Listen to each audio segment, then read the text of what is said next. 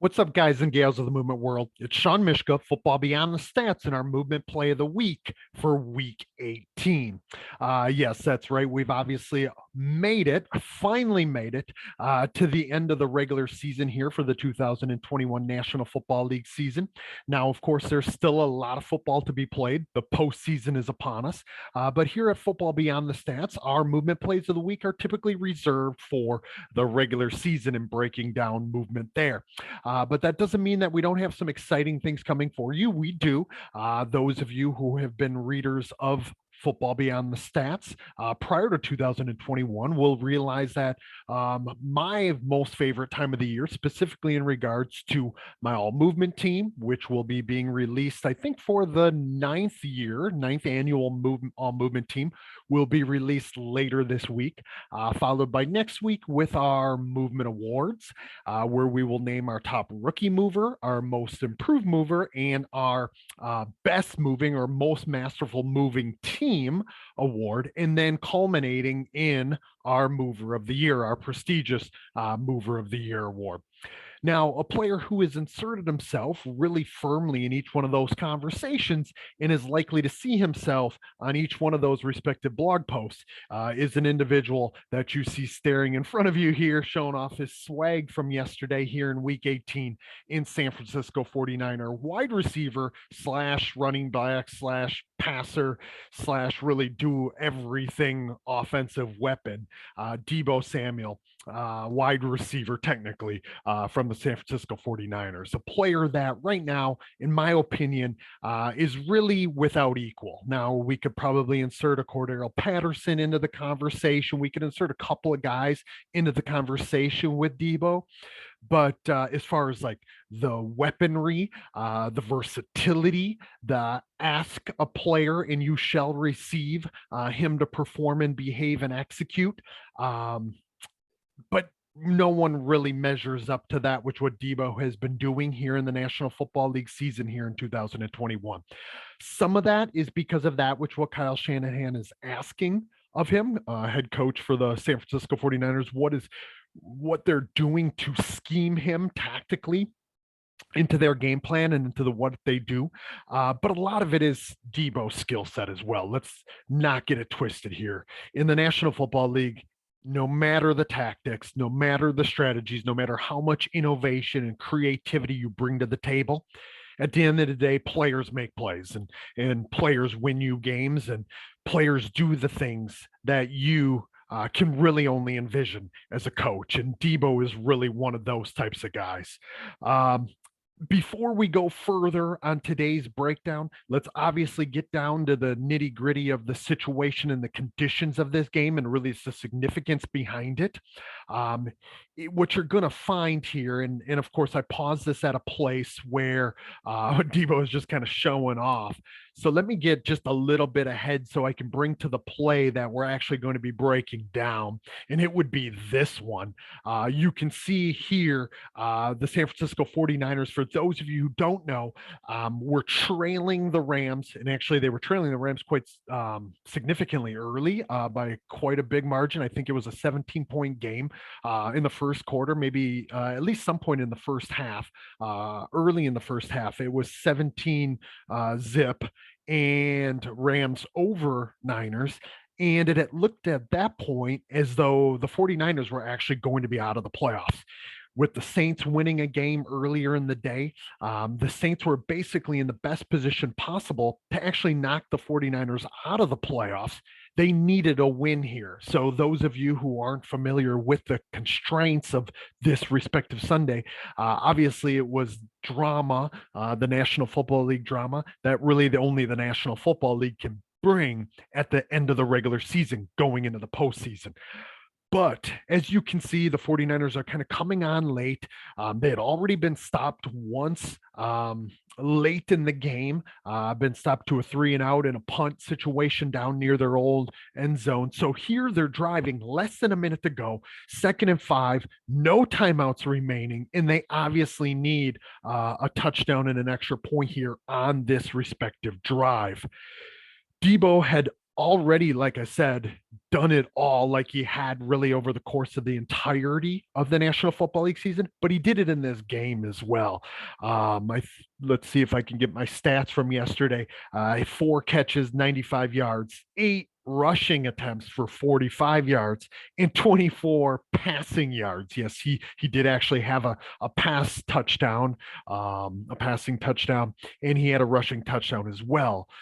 On the gift on this year, he has nearly 1,800 yards. So that's of course including this week 18. So over a 17 game season, nearly 1,800 yards, nearly 13 per touch.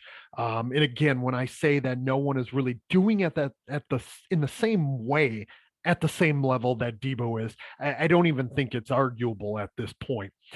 Within this respective game, realize that who Deebo, as you can see him on the top of the screen here, where my mouse is matched up with, is obviously former All Movement team member, and I'll let the cat out of the bag, future All Movement team member coming up later this week in Los Angeles Rams corner, number 5, Jalen Ramsey.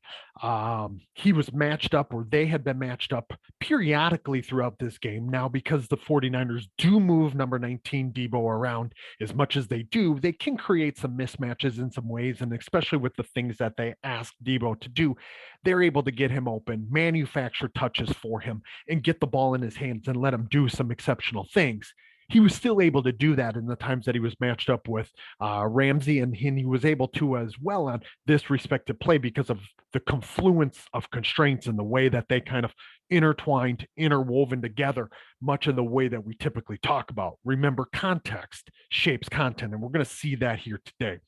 As far as what we really begin to see from Deebo is, again, he comes out of South Carolina, third year in the National Football League at this point. This year, Shanahan and staff has really found a way to be able to make the best use of who he is and his movement form of life. But what we can really find within his skill set, even though he no longer returns kicks, we see a true kick returner form of life within his within his movement style and within his movement skill. We see this slashing style which hits high speeds and exploits gaps, but yet we see a guy who usually, even though he's looking for gaps and he finds those gaps and contorts his body in ways to be able to exploit them, or uses the gas pedal to exploit them and accept them, we also see him awfully attuned, very sensitive to the movement mechanics and movement behaviors of immediate opponents. We don't always see that from kick returners. We would sometimes see that, of course, or we would frequently see that from a punt returner. But with kick returners, we usually see them connecting to and coupling their movement behaviors in relation to green grass and space, looking to create space and exploit space. But Deebo has a really attuned balance between the space perception and opponent perception and opponent behaviors, and kind of uses all of it as key candidate control parameters to guide his own respective movement behaviors. So on this respective play, I had to pick it off of a compilation from NFL highlights because I couldn't actually find the singular play on any other site. So let's go ahead, as we typically would, and watch it in its entirety, then go back and watch it at 50% and maybe see it at the other angle as well before we dive in any deeper. So again, Deebo at the top of the screen. Ramsey bites on the Kittle fake or on the Kittle route, short route. And of course, it doesn't look like a lot, but as we have come to find out, that this is complex movement behavior, and there's a lot of layers going on here, and there's a lot of things happening to this. And as we're about to find out, and hopefully I'm able to shed some light on for you, let's go ahead and watch it one more time through. There's some layers and levels to this as well, and Deebo's about to show us that. Sorry if it's buffering on everybody's end here as it records. At least it's buffering for me on my end, so I'm assuming it also will be for you. And if you haven't watched our football beyond the stats movement plays of the week up to this point. Hopefully, there's going to be some things that I'm going to be able to highlight for y'all. And if you have been here before, hopefully, there's some themes that you're seeing, some things that you're seeing that already you're that's already resonating for you that you're latching onto as you watch this. So as we get started and we look at this first problem, again, we see this huge cushion. Let me go just a little bit ahead so the view gets a little clearer. So right before the ball being snapped, of course, remember, information guides movement, right? And we know that at this point, the problem affords the behavior, the problem affords the solution, behavior affords behavior, as we've talked about before. This is a huge cushion right off the bat. You might be asking yourself, if you're watching this as a layperson, why would arguably the best cornerback in Jalen Ramsey in the entire National Football League be giving this amount of cushion to a Deebo Samuel, even though Deebo Samuel is as athletically gifted and as skillful as he is. And of course, we have to think about the context here. Less than a minute to go, no timeouts for the 49ers. It's 2nd and 5, and they need a touchdown.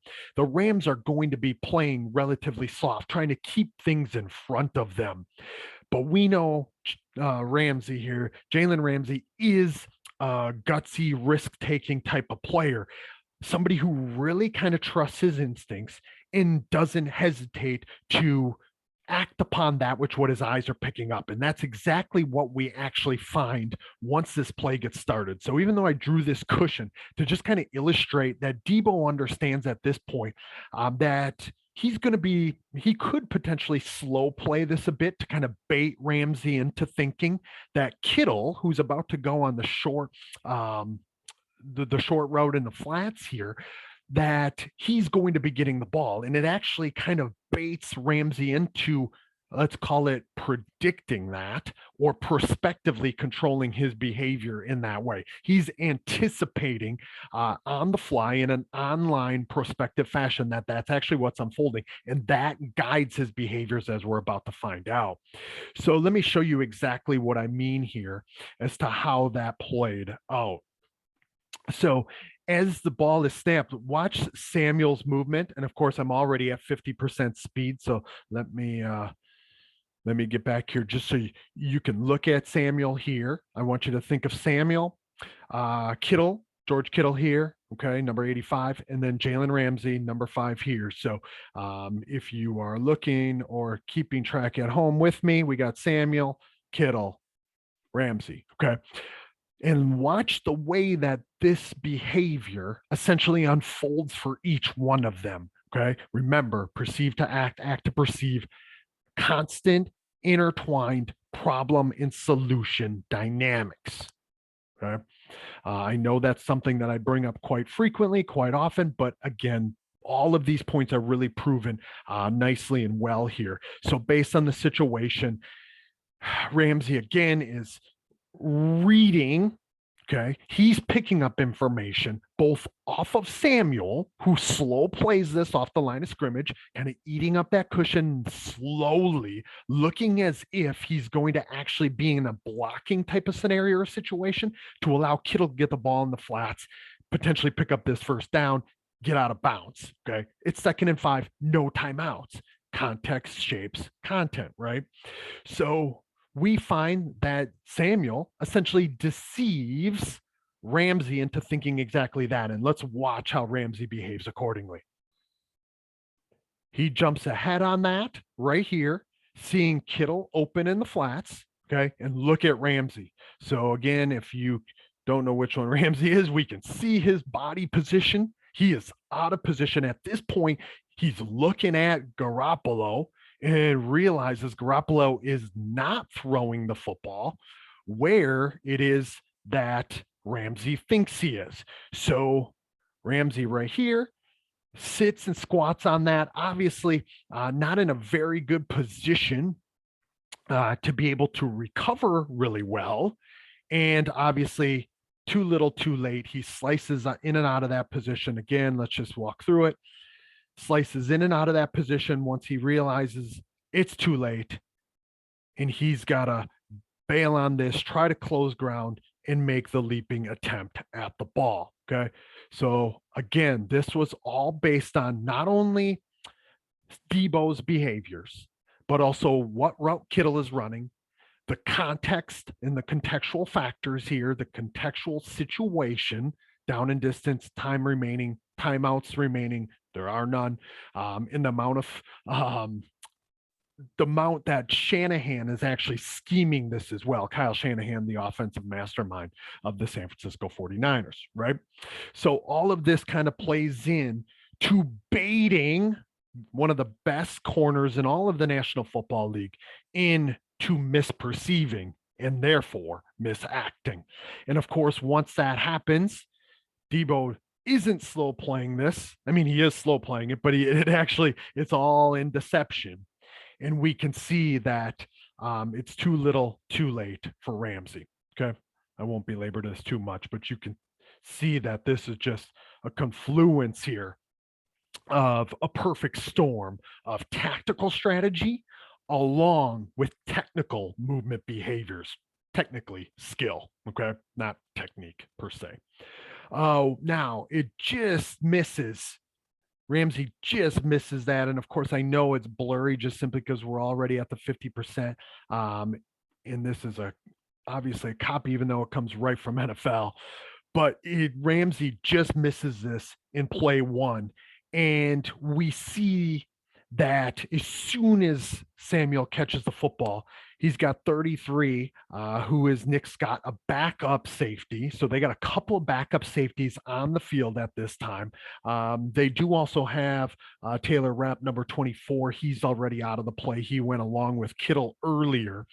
So they have a few safeties on the field, obviously a more nickel type of scenario or situation here as they're playing in that deeper, softer zone. They want more athleticism on the field, rightfully so. But look at the movement behaviors here, and we might not be able to see it all that cleanly in really fine resolution here. But as soon as the ball arrives to Samuel, we can see that he moves on to the next problem. The ball, he's receiving it here, but watch this very next frame once I hit play and Samuel picks up Scott. Okay. He squares himself enough to be able to cut and slice back in towards the hashes, towards the numbers here, knowing full well that the information that he was able to pick up, his knowledge of the scenario and situation as he sat between these defenders and into this green space, he knows that Nick Scott is coming in hot, number one, okay? But he's also coming in and based on positioning, watch this very next step that Nick Scott takes. Okay. Oops, sorry about that. Bear with me. Okay. We can see based on positioning that Samuel knows that the inside route or the route back to the inside is going to be there, all based on right here, Nick Scott's position and his bearing angle in relation to Deebo Samuel. He also knows based on speed and again, how hot intentionally he's coming in, that at most cases or in most times and situations here, this guy is going to be coming in at almost a maximum velocity as opposed to a controllable velocity or speed. Okay. And Deebo Samuel uses this to his advantage. Remember, affordances point both ways to the performer. So it depends on how Samuel, as the ball catcher and then ball carrier, can act, but also what the environment is asking of the player and what the environment is beckoning, inviting of the player. And of course, here, the space that is allotted back to the inside is that which what is most attractive because we see this huge amount of green space over here. Okay, obviously, where Samuel knows that Scott just vacated. Okay, remember, affordances point both ways to the performer, to the player, and to the environment. And that's the thing, they are relational in this way. Affordances only are opportunities to those who have the capabilities to act upon them. And we're going to find that to kind of be a trend here on a couple of different instances with Deebo Samuel. The other thing that I want to mention, as he's catching the ball and immediately after he secures the ball, look at how he perceives and acts. That which what he's picking up changes how he's acting. And it's doing it in an online fashion, intertwined, interwoven fashion. It is reciprocal. Okay. It should be obvious here that he changed his actions based on what he's perceiving right now of Nick Scott, number 33. Okay. And we're going to see that a little better from the other angle. So I'll probably hit on that point yet again. And once he does that, he slices in and out of that angle and kind of moves on to this next problem. Swats his hand out of the way, but look at Scott's position right here. Okay. But we look at this moment, Samuel is obviously looking ahead, information detection way out here. This perceptual pickup, this information pickup is now going to guide subsequent movement actions. And we're going to see that constant perceptual pickup. It's not a one time, it's not a discrete thing. It's constantly unfolding and emerging in a dynamic fashion. We're about to see that. So I'm just kind of laying the groundwork there. At this point, we essentially have a 1v3, even though you can only see two at the moment in Jalen Ramsey, who's kind of coming back up to his feet, and then Nick Scott, who's trying to keep his feet.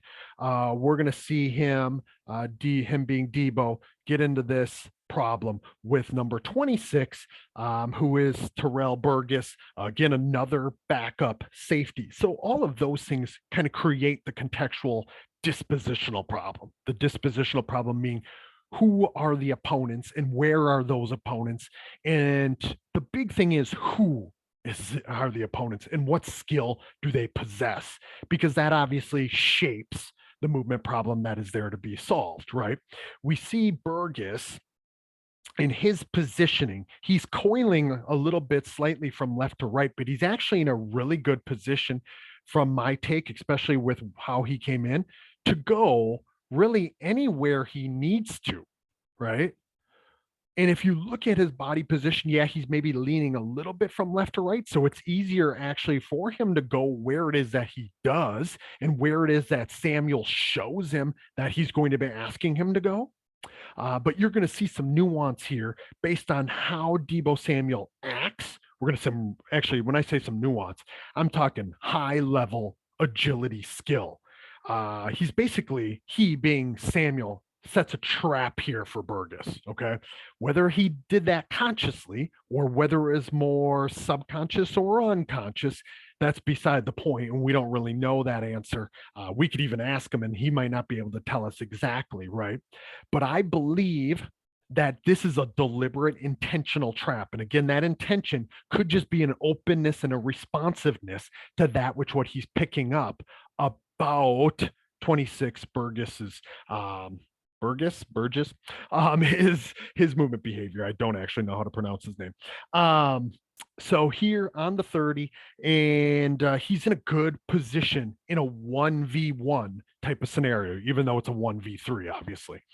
And basically, what he does here, and he being Samuel, still has this landscape of affordances. We can see he is headed at this type of angle and this type of path and direction. But based on the opening here that has arose and will dynamically continue to unfold and emerge based on how Burgess or Burgess, number 26 here, may behave, that Samuel is keeping a two-way go open for himself, and he's actually just acting in a way that would allow the more attractive, let's just call it, open up further. Okay. So watch, observe. Okay. Again, high level trap setting here as he turns number 26 around. Okay. Watch that again. I could watch this all day. Oops, I went a little bit too far back, so you guys will get to see this over again. This landscape of affordances opens up here, two-way go. But watch this now. He hits the gas pedal enough, as you're going to see in the other view. It's really ownership speed. He's actually, his feet are taking shorter steps. He's not moving at maximum speed, but he gives them enough of an indication. He gives 26 enough of an indication that he's going this way, that number 26 bites harder in this slice and sway from left to right. Observe. Okay. Watch right here. Boom. Okay. Once that happens, we can see perceive to act, act to perceive. Okay. Constant perceptual connection and then constant action coupling, movement coupling to that information from Samuel. And he just goes right behind number 26 then. Okay. Cool stuff from Deebo Samuel, one of the most skilled, dexterous movers currently doing it. Again, I could watch that all day long as he slices in and out of that angle. Okay. We're going to watch it from the other viewpoint here in a moment and see what else we may be able to point out or hit on here. But man, that is filthy as he turns, granted, a backup safety completely around. Okay. So some of the points that I made over the last 15, 20 minutes here as we broke down local problem by local problem, micro problem by micro problem. Let's look at some of it now in this more, in this clearer view from this angle and viewpoint. Again, that slow playing, we can see he's not moving at maximum speed. And after Ramsey bites on that, look at Samuel's hand go up in the air. Okay. He's like, I'm open now. Ramsey's no longer there. And look at right here as this ball approaches him. Watch right when he catches it. Boom. As soon as he catches it, now this is more space than it looked like before. Again, this is why it's important that we're always, actually, I should have drew the other one there, that we're always looking at our movement analysis. So that interpersonal distance will tell us about time to contact, how quickly and how accurately he can perceive the information about Scott is going to tell us how quickly he's going to get there, where he's going to get there, and what else could be afforded based on how he's acting. But let's watch Samuel now. Look at how his eyes right here are connected to Scott. Again, I know it seems pretty intuitively obvious, but watch any play, mini plays, I shouldn't say any play, watch many plays that happen in the National Football League, and you're going to find that players aren't this perceptually attuned, aren't this perceptually sensitive, and they're not this connected to that which what's unfolding. This is highly attuned stuff. And then we see the movement adapt alongside of it. Okay. I mean, I want to ensure that you guys do not miss this. Okay. Knowing that we have a year until we spend some time together again next September. Okay. Perceive to act, act to perceive. Now, I want to mention here, obviously, with all of this, and again, I could mention this at the end, but remember, when it comes to the information we pick up and what opportunities are specified from that information, from that problem disposition, it does depend on our action capabilities. Not every player, every receiver has the ability to slice in and out of some of these angles in some of these fashions that a Deebo Samuel does. I mean, he's down low, close to the ground, slicing in and out of that angle. Okay, we're going to see him on the second one too, when he does that on number 26 in a bit in the middle of the field, right? Not every player has these action capabilities. You must have those action capabilities if you're able to act in accordance to it or perceive that affordance, perceive that opportunity, select that opportunity, and ultimately act upon it in this way. Okay. We'll look at him right here. Okay. Notice how I mentioned before, he's not moving at max speed. You can see he's moving in a really ownership oriented way, keeping his options open, keeping himself able to be responsive based on how it unfolds, how the next player is going to act in accordance to him. You can see this like instant in and out shuffling. Okay. It's not even a run. It's kind of a in and out, not a, it's just a little jog. It's just a nice, easy ownership jog until he shows them, gives them two hard steps east to west. And of course, he wanted to go north and south. He wants to get yards here. Remember, there's less than a minute to go. They don't have timeouts. Okay. But he knows that that little east to west action, and that's why I say before that he was just setting a trap. He was setting a trap to get this backup safety here to come, uh, biting more to go east to west, right where he isn't going to go. And then once he sees that commitment happen, man, I could watch this over and over and over again, as you're already finding out. Hopefully, you guys can as well. And it's not just me watching this at this moment. Again, look at the slicing angle. Not everyone has that action capability. Okay. And he just completely leaves them turned around, grasping for air, and no number 19 to be found. You know, the highest skill is to disappear on somebody in making someone miss. So a few things here. Okay, let me get back as to how we might be able to attack this as sport movement specialists. Number one, I do want to belabor the point. I do want to hit home. Not every player has the action capabilities that Deebo Samuel does, obviously. So both in regards to coordination patterns, so what strategies one may have in order to act in a certain way, and then the control parameterization, how that movement solution, how that coordination pattern is adjusted, the slicing angle, the base of support, the decisions one makes, how that action is being timed in relation to an opponent, all of those respective things, and how it can be adjusted on the fly. Those are all very individual dependent, just as affordances are individual and frame dependent, right? Okay, so let's remember that. But it, again, over these last number of weeks, I've talked about how many of these movement skills that we're finding, they aren't as novel. They're not as left to chance as maybe we sometimes let them be. We can attack this as sport movement specialists with our practice in our learning environment design, our problem setting, particularly working on attunement and working on adaptability in 1v1 evasive type of situations. I'm talking about some angled cat and mouse.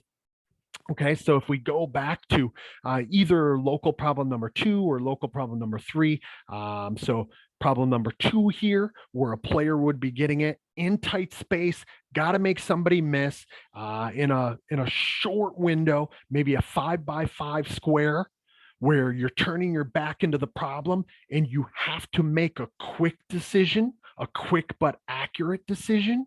Again, I hate to use or really even imply that this is reactive, because it's perception action. It's perceptions, intentions, and actions, or perceptions, decisions, and actions, right? In an intertwined, interwoven fashion, not in a step by step fashion, but it's all being intertwined. Is this holistic, functional, integrated movement problem solving process? Okay.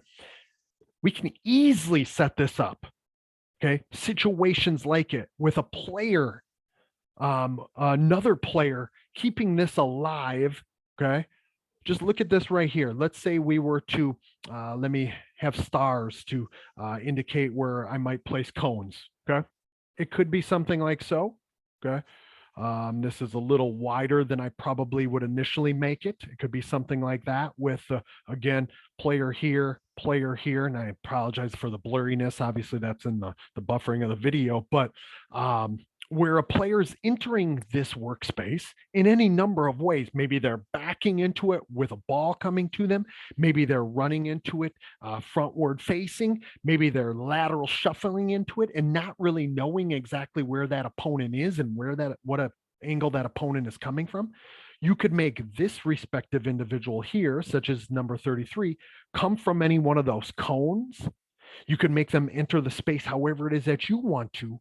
And really, all you're doing is setting up an alive movement problem in tight space and telling the skill player, the offensive skill player, that he has to pass this boundary. Let me get a double arrow here. He has to pass this boundary without being touched. And he can go anywhere within that space. An easy way to really work on in tight spaces the evasive actions needed, as well as the perception action coupling in the attunement, particularly to opponents in that tight space and in very short periods of time. So they become attuned to positions, distance, speeds, orientation, body kinematics, space. And then you could not only have a 1v1 type of scenario or situation, such as in the low complexity activity, such as this, but you could do something where it is 2v1 and maybe you add this. You add a dude coming from behind, chasing from behind to add some urgency. You could also then, if we look at the second interaction, or excuse me, it would be what I was referring to as the third local interaction here.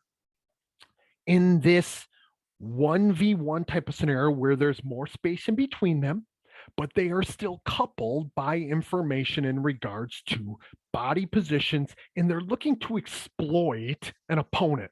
Have this offensive skill player in sort of you probably have seen the zigzag slalom type of drill that, and I use the word drill there, obviously hard, because imagine a slalom that looks like so, where a player moves from here and cuts and cuts and cuts and cuts, right?